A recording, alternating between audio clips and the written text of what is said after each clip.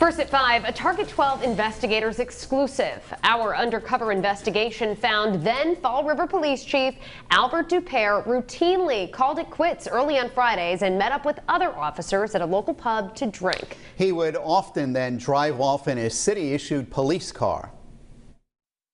It doesn't look good. It's not proper. You shouldn't have even one drink and drive a city vehicle. I admit that.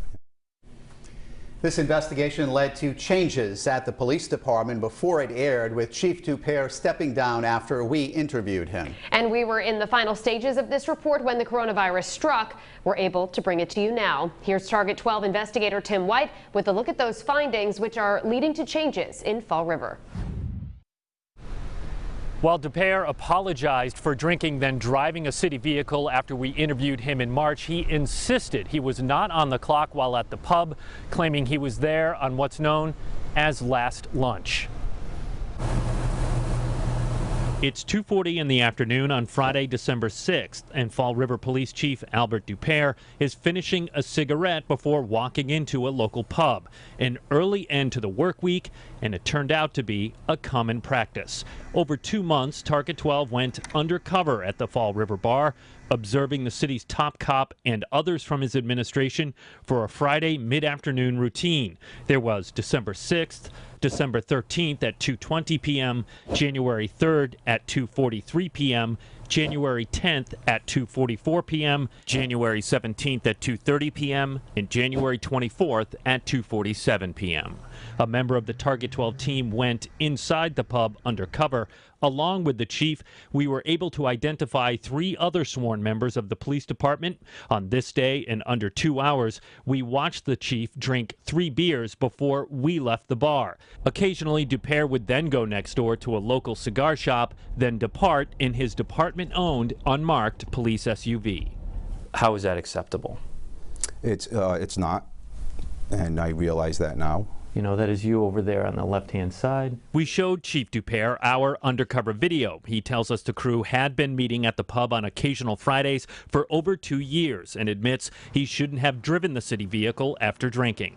Would you come down hard on one of your staff members for doing that? I would not have before because we don't have a policy.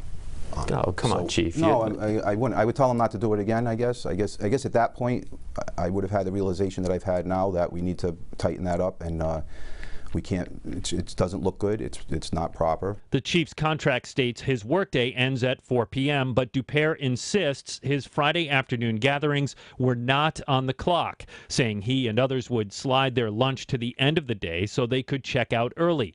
Dupere says while rank-and-file officers get a half hour for lunch, those in the administration, including those in his Friday gatherings, get an hour. They put in extra time throughout the week, and we kind of roll that in to their to the lunch. But a Target 12 request to City Hall to account for the time off came up empty. The missed lunches and comp time was not accounted for, according to a check of the electronic time cards. Since we started asking questions, that practice has now changed. I'm now required to document on a form what my time is that I want to take off, and to keep a record of the time. So I have a book now that I write down the meetings I go to and things of that nature. But that's the chief right there, having a beer. We also played our undercover video for Mayor Paul Coogan. Are you worried about what the message this might send? I'm worried about the message for every city employee. We have to carry ourselves to a higher standard. Dupere was promoted to chief by then-Mayor Jazel Correa in 2017. Correa has since stepped aside after he was indicted on federal corruption charges. Coogan says when he took office in January, he discovered the time cards for police are kept at the department rather than City Hall. He's looking to tighten up on timekeeping practices. We're talking about all the police, the officers, everybody up. That should be kept with human resources up here on the 6th floor. Do you understand why this doesn't sit well with some people? I do. Yeah. I do. And you would say to them? I say they're right. You should be held to a higher standard. We learn from our mistakes. The policy has changed on the time. It'll all be documented now. I'm not going to sit here and say I'm never going to take another afternoon off. I probably will, but there'll be documentation now. After we met with the mayor in March, he informed the chief that he was not going to renew his contract, but Dupere was allowed to stay on the job as deputy chief. Last month, Mayor Coogan appointed a new police chief to run the department. With the Target 12 investigators, Tim White, Eyewitness News.